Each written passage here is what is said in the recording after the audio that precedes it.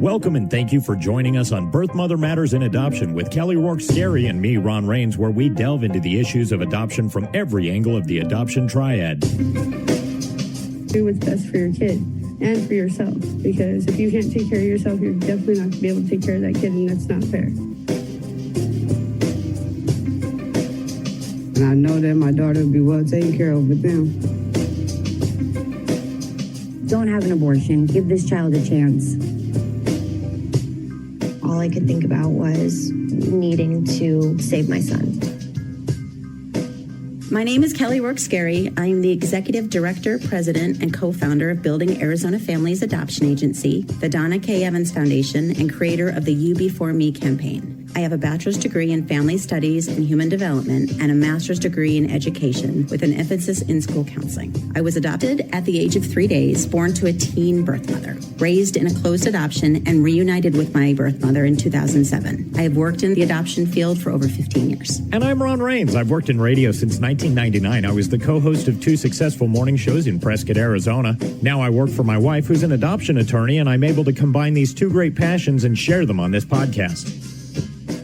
If you enjoy this podcast, make sure to rate and review us on whatever platform you use to listen to us, and follow us on Facebook, Instagram, and Twitter. Look for AZ Adopt Podcast. So today we're going to be talking about adoption matches and why phone calls between the birth mother and the adoptive family can be a really good idea when there's a little bit of hesitation or reservation on either part, either the birth family or the adoptive family. So sometimes what will happen is a birth mom will be presented with a couple profiles and they may not appear on paper to really meet or match all of her needs. And so what happens is, she's looking at this and she's thinking, maybe she wanted a family that really had no children and maybe they have one other child. And in reviewing the profile, she likes everything else except for the fact that they may already have a child. Or maybe they don't live in the state that she would want them to live in. So when a birth mom's looking through a profile, in her mind, she's looking for certain things to kind of trigger her interest. And even though we've collected what her preferences are for an adoptive family, it is still when, you may say that you want factors A, B, C, and D are the most important to you. E, F, and G, they are kind of important, but they're not the high priority. They're not at the top of your list. Right. But when you see it in front of you, E, F, and G may be more important to you than you realize. Right. And A, B, C, and D on paper may not appear as important as you thought that they were. So what I have seen over the past almost 17 years is birth moms get really kind of, we've had birth moms walk into where we're presenting the profiles and they come in with this list of preferences. And after they look at the profiles, they realize that they really have a completely and totally different list. Right. And you want to make sure that the birth mom isn't just looking at something and thinking, you want to keep her original preferences in the front and center of things, because those obviously were important to her in this moment.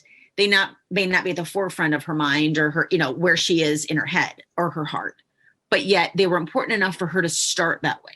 Right. So you don't want to just toss them aside. You definitely don't want to toss them aside.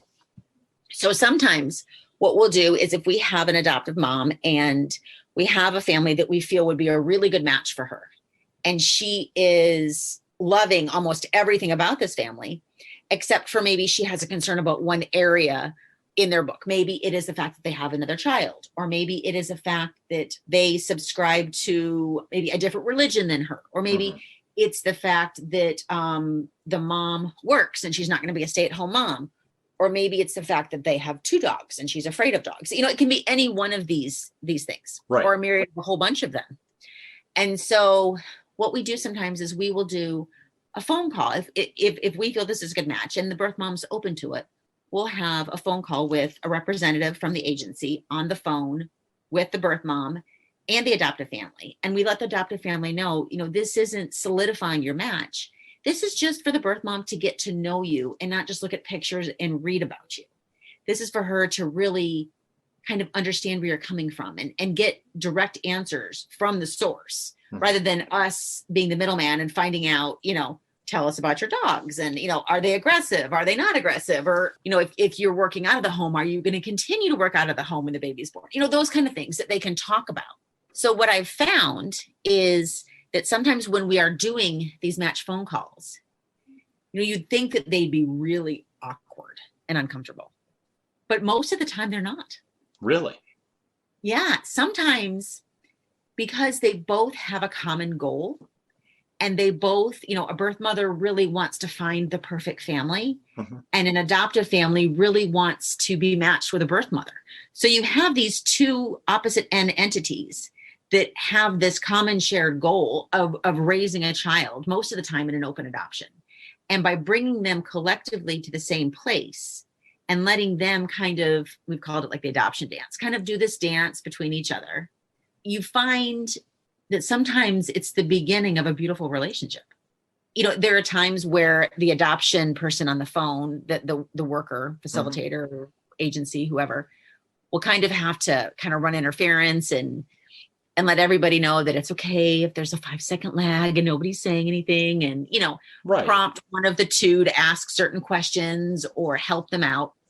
And sometimes you just sit there and you're listening, ready to jump in and have put yourself on mute. And you're looking at the clock and 30 minutes has passed and 40 minutes has passed. And there hasn't been a second of, pause, nothing. A second. Right. And it's almost like somebody sprinkled adoption dust, all over the phone call because it is, I would say almost miraculous, if you will. Like for people who believe in miracles, it really does almost seem like one. The way that, and the fact that the concerns that may have prevented a birth mom from choosing that family can be openly addressed before she is making the actual choice to choose the adoptive family. And you can also see that the adoptive family gains confidence and trust in the birth mom because they too are able to ask more questions and not just have the paperwork on the birth mom, before they enter into the match. And I think that and there's not always a need for them, but when there is, they're nothing short of incredible because you're going to get clarity right then and right there. People can have off days, and yes, phone calls can be awkward and they can still go on to produce amazing adoptive relationships. But we have come so far as an adoption community. I mean, they didn't do this 48 years ago. And so the fact that we're able to do this now, in my mind, it's just so powerful. Now, you talked about how essentially the good side of it, like where there's adoption dust everywhere and everybody's happy and it works out. Now, conversely, have you ever had a birth mother, for instance, say, I really like this family, go into the phone call and then decide that's not who I thought they were? I mean, do you ever have that as well? Yes, I have. And that's important too. That's a good thing because that is important too. Yeah. Absolutely. It's better to know in the forefront. Now, oftentimes I think that people can get really nervous. And when they get really nervous, they stumble. Sometimes they say the wrong thing. Sometimes they're trying to give what they feel is the right answer rather than the honest and truthful answer. And so it comes out weird.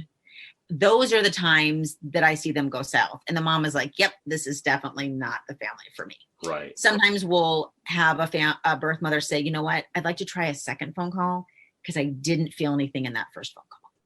And that's good too. It is. It's really important to know. And so again, I think they're very positive. Our match coordinator, Robin, I'm going to have her join us on the podcast right now. And we can kind of get some more insight as the feedback that she gets from families on these adoptive parent phone calls. So Robin, thanks for joining us on such short notice. Today, we're talking about how sometimes when a birth mother is having a difficult time choosing an adoptive family, how a phone call prior to the match can sometimes be a really good idea for a birth mother to understand more about the adoptive family and hear it from them directly rather than third party. I know sometimes you speak with the adoptive families prior to those phone calls. What are some things that you tell them?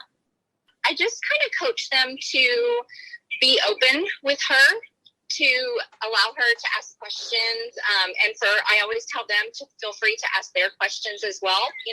We go over what's appropriate and not appropriate to ask, but I coach them to, if there's been a previous adoption, to share that experience. That could always make a difference. You just never know what can be said in those phone calls to make that connection. Is there anything that you always want to make sure that you tell a family when prepping them for a phone call? Like, is there a definite don't go down this route or don't do this? Is there any huge no-nos, if you will? Oh, wow. To tell a story really quick, I've had families that have asked if they can bring up, because keep in mind, they have, they see the intake, they know who they're talking to before they get on that call. And I've had families want to ask about abortion prior to, and I'm like, nope, let's not go down that road. Let's stay in our lane here.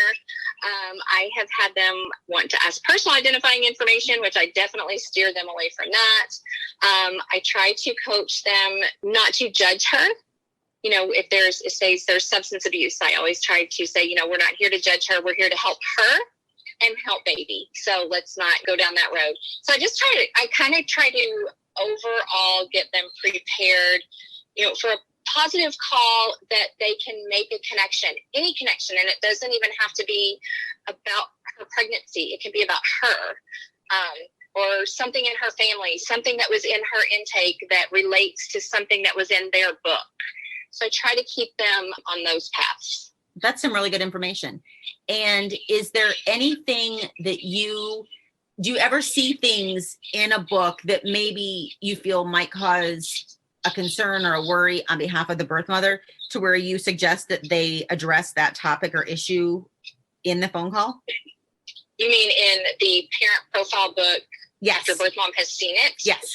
I have had people ask if they're like, they'll put pictures in with other children, and it leads birth mom sometimes to believe that they already have children. So, we always make sure that those bases are covered to where they know it before they go in.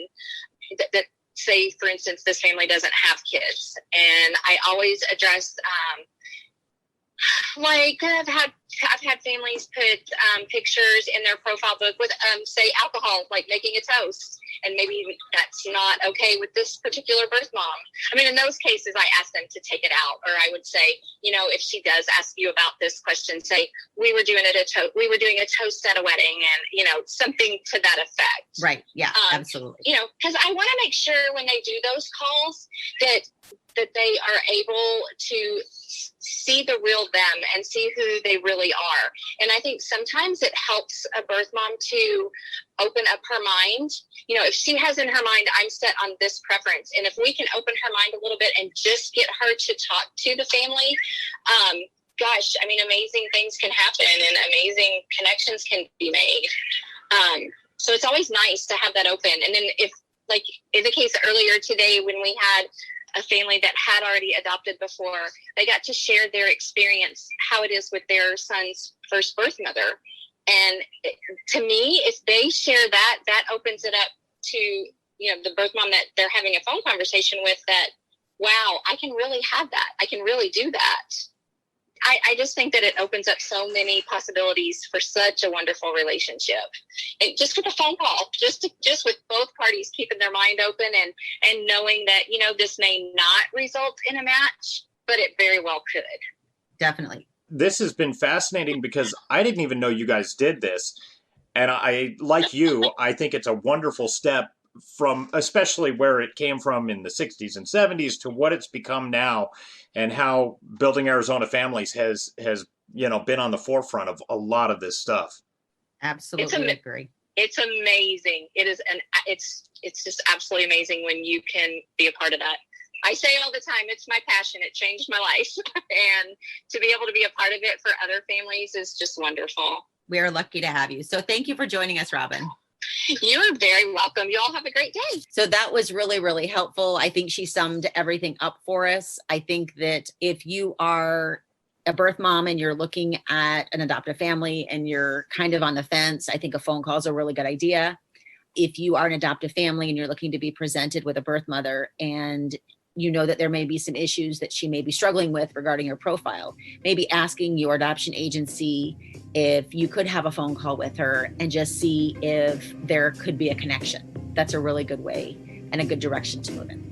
We have a pregnancy crisis hotline available 24/7 by phone or text at 623-695-4112, or you can reach us on our toll-free number at 1-800-340-9665. We can make an immediate appointment with you to get you to a safe place, provide food and clothing, and help you get started on creating an Arizona adoption plan, or just give you more information.